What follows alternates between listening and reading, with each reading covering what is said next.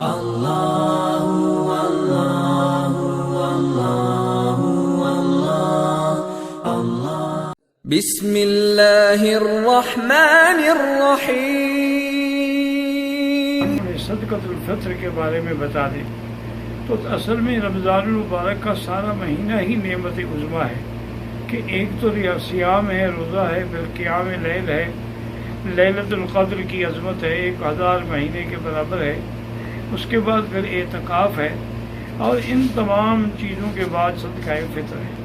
صدقہ فطر ہر اس آدمی کے ذمہ ہے جس کے پاس سونا چاندی پیسہ ملا کے 52.5 تولے چاندی کی قیمت بنتی ہو، اس کے زیادہ جتنا ہو، یعنی کم از کم اتنا بنتی ہو، تو وہ صاحب نصاب کہلاتا ہے، اور اس پر صدقہ فطر ادا کرنا ضروری ہے۔ صدقہ فطر جو ہے احناف کے نزدیک، چونکہ ہمارے ملک میں زیادہ تر گندم ہوتی ہے، تو لہٰذا 2 کلو گندم احتیاطاً، ورنہ اصل 2.25 کلو ہیں، اور اگر جو ہو، کھجور ہو، کشمش ہو تو 3 کلو ہے۔ لیکن عرب علاقوں میں چونکہ چاول زیادہ استعمال ہوتا ہے، اس لیے ان کے علماء کرام نے 3 کلو چاول کا فتویٰ دیا ہے۔ تو بہرحال جتنا زیادہ دیں گے وہ تو اللہ اس کا حساب اور اجر دیں گے۔ اصل یہ بھی ضروری ہے کہ صدقۃ الفطر جو ہے وہ عید سے 2 دن پہلے سے آپ دے سکتے ہیں، اور اس کی آخری حد یہ ہے کہ نماز سے پہلے ادا کر دیں۔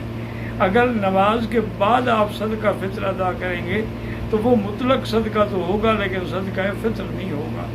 اور افضل یہی ہوتا ہے کہ جس ملک میں آدمی نے روزے رکھے ہیں، صدقۃ الفطر بھی وہیں ادا کریں۔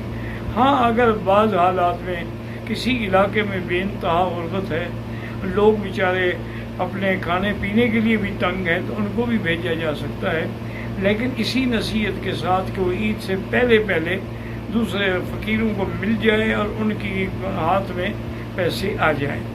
باقی علماء کہتے ہیں کہ بھی آدمی زیادہ بہتر یہ ہے کہ جنس دے، چاول دے، گندم دے، جو دے۔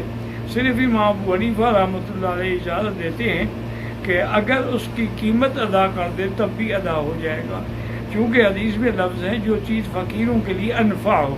تو آج کل فقیر کو اگر ہم گندم ہی دیتے چلے گئے، اس کے پاس 50 کلو گندم ہوگی، وہ بیچارہ کیا کرے گا؟ وہ جا کے ٹکے کے بھاؤ بیچ دے گا، نقصان بھی اٹھائے گا۔